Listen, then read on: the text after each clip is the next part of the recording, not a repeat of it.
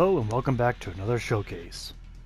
So, you've just poached that ship, took it apart, and looked what's all around it. But you didn't find a whole lot. It has been sitting there a long time and people probably scavenged the hell out of the damn thing.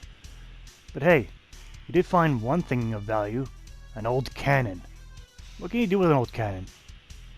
Well, you can shoot harpoons from it. So yeah, it's the harpoon gun. Literally a broadside cannon, used probably to poach whales. Not a good thing. I condone that act. Anyway, it looks has been ripped straight from it, and nothing much else has been done with it. Has a bit of wiring on it to keep the barrel in place, to fix to the wood, and that's about it. How you load it? Well, that's a good question. Doesn't look proper, but in terms of damage, well, you got a lot of it. However, in that process, you also got a special ammo type, the plain harpoon. Now, we notice the fire rate is extremely low. It is pretty much a one-shot weapon. The range is pretty damn good for it. Accuracy, not reassuring that it's that low. And the weight, well, no surprise, is a heavy weapon. So it's going to be heavy, right off the bat. But maybe that damage could be our advantage. But given that it's a one-shot weapon, this is not a close-quarters weapon. I can already tell you that much. You can probably guess that much just by looking at it. So, what is it then? Is it a sniper? Is it an explosive cannon? Well, no. I say it's neither. When taken into the range, you can see after shooting one shot, oh yeah, it's a long load cycle. And I can barely see the shots hitting my targets, but they are hitting them consistently too. Pretty quick, decent too, not as slow as I thought it was going to be. Now I turn on my HUD so I can get a better view on it. Just make sure where my shots are landing, and still, it's okay. But that long load cycle, man, is that long. Jesus, this thing's gonna put a lot of damage if it's gonna be worth it. Before we get to the upgrades, keep in mind my heavy gunner perk is maxed out, so you'll see the full damage value of this weapon before and after upgrades. So, going into it, we've got two things to upgrade like most other heavy weapons, except the main thing is the harpoon changes nature. You have plain harpoon, barbed harpoons, or flechette rounds, which is just a shotgun blast. Flechettes lower the overall range, but don't really change the accuracy value. We'll probably try both, just to be safe. Now sights, you don't have much choice here. Better take A sight. A sight's better than no sight for this thing. So we'll take the short scope. I'm not sure how short scope even work. But anyway, for lack of better words, we took this one cannon and we pretty much slapped a scope on it. Yeah, that's all we did with it. Same damage value no matter what you do with it. So, in taking... oh, that's a weird looking scope. Weird. Anyway, I got the flechette rounds on. Let's take an aim down center there. Fire. Okay, there's such heavy recoil in the thing. Not surprised, but the scope's pretty useless. We can see the flechette rounds are actually hitting my target pretty consistently now. I do have to say, it is the most accurate shotgun in the game. It's also the one with the slowest loading cycle, by far a large margin. It's also the most heaviest shotgun. I'm not really feeling this weapon in terms of shotgun. Again, I don't want to fire this thing at close range. Any closer than those targets. I'm going to wind up doing that though. So I put the barb rounds on, just so you can see if there's any difference in accuracy. There isn't. It's just as accurate as the plain harpoons, which is pretty accurate. So I will be taking the plain harpoons, since the flechette rounds and the harpoons do the same damage. So that way, there's no confusion of what I'm using. I'm using the bladed harpoons. Why? Well, it just claims to do a bit more damage in terms of bleeding wise.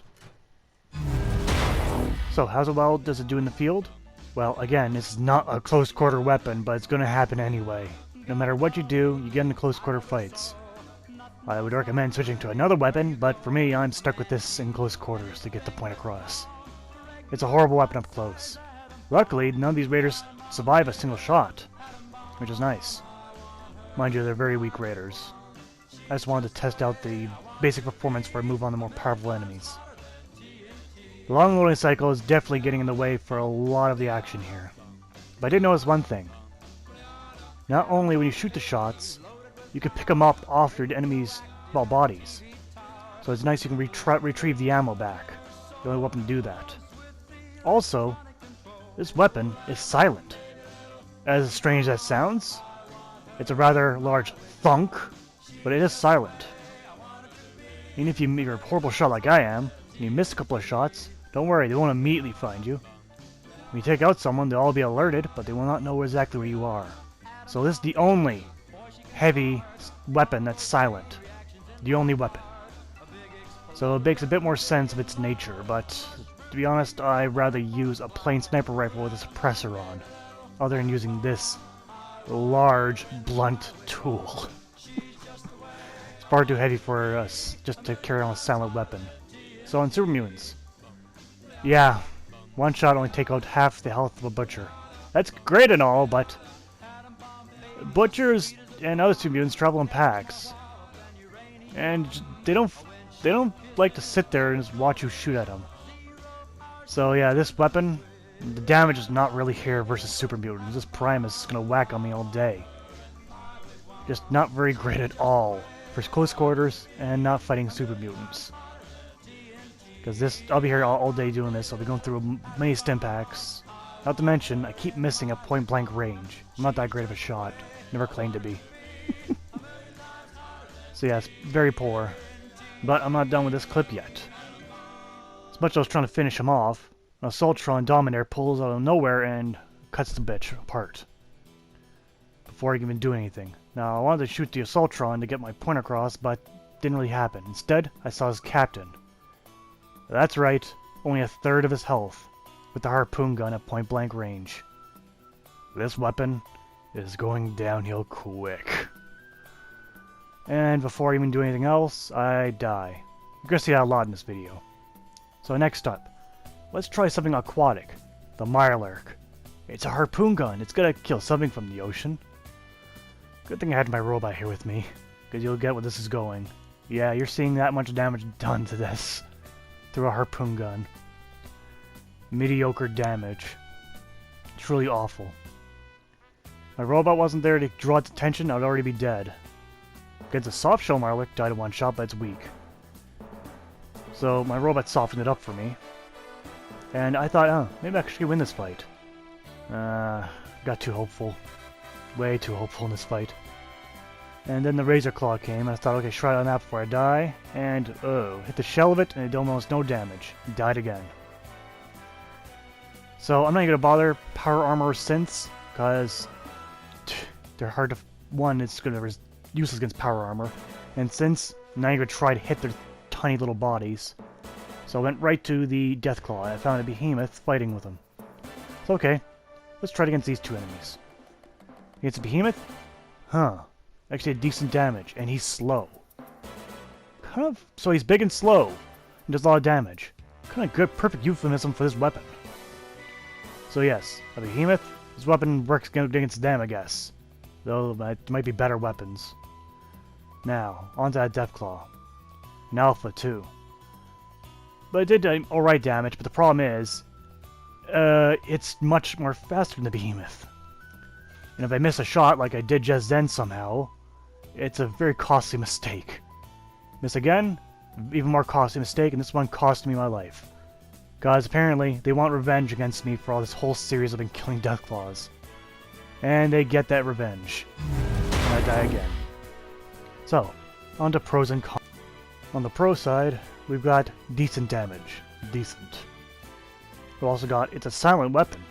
The only silent heavy weapon.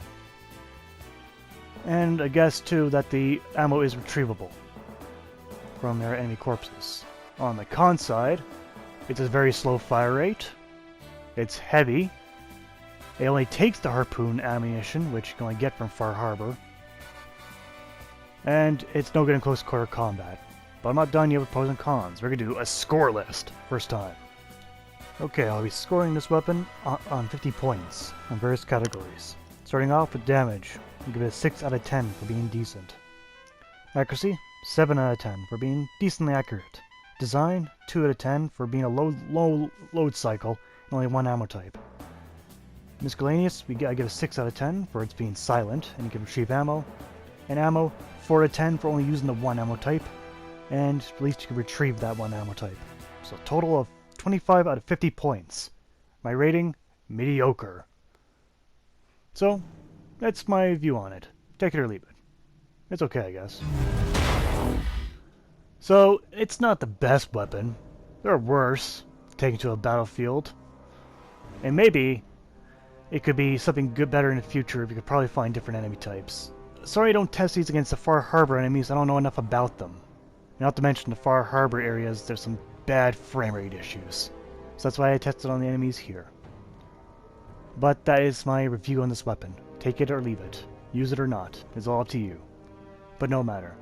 I thank you for watching, and I'll see you next time. I better get in that fight before things get too hairy back there.